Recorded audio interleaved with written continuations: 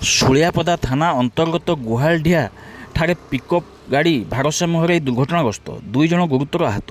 ଶୁଳିଆପଦା ଥାନା ଅନ୍ତର୍ଗତ ଗୁହାଳଡିହା ଠାରେ ପିକଅପ୍ ଗାଡ଼ି ଭାରସାମ୍ୟ ହରାଇ ଦୁର୍ଘଟଣାଗ୍ରସ୍ତ ହୋଇଥିବା ଜଣାପଡ଼ିଛି।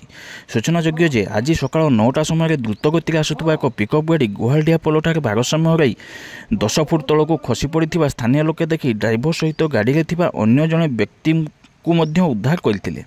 ତେବେ ଉକ୍ତ ରାସ୍ତାରେ ଯାଉଥିବା ବିଜେପି ରାଜ୍ୟ ସମ୍ପାଦକ ଡକ୍ଟର କୃଷ୍ଣଚନ୍ଦ୍ର ମହାପାତ୍ର ଦୁର୍ଘଟଣା ଘଟିଥିବା ସ୍ଥାନରେ ଅଟକି ନିଜେ ସ୍ଥାନୀୟ ଲୋକଙ୍କ ସହଯୋଗରେ ନିଜ ଗାଡ଼ିରେ ଗୁରୁତର ଆହତ ହୋଇଥିବା 2 ଜଣଙ୍କୁ ଉଦ୍ଧାର କରି ନିକଟସ୍ଥ କୋଷ୍ଟା ଡାକ୍ତରଖାନା ନେଇଥିବା ଦେଖିବାକୁ ମିଳିଛି, ଯାହାକୁ ନେଇ ଅଞ୍ଚଳରେ ଡକ୍ଟର କୃଷ୍ଣଚନ୍ଦ୍ର ମହାପାତ୍ରଙ୍କୁ ପ୍ରଶଂସା କରାଯାଇଥିବା ମଧ୍ୟ ଜଣାଯାଇଛି। ଖବର ପାଇ ଶୁଳିଆପଦା ପୁଲିସ ଘଟଣାସ୍ଥଳରେ ପହଞ୍ଚି ତଦନ୍ତ ଆରମ୍ଭ କରିଥିବା ମଧ୍ୟ ଜଣାଯାଇଛି, ଯାହାକୁ ନେଇ ଶୁଳିଆପଦା ଥାନାରେ ଏକ ମାମଲା ମଧ୍ୟ ରୁଜୁ କରାଯାଇଥିବା ସୂଚନା ଦେଇଛନ୍ତି ଏଏସ୍ଆଇ ରସାନନ୍ଦ ମହାନ୍ତି।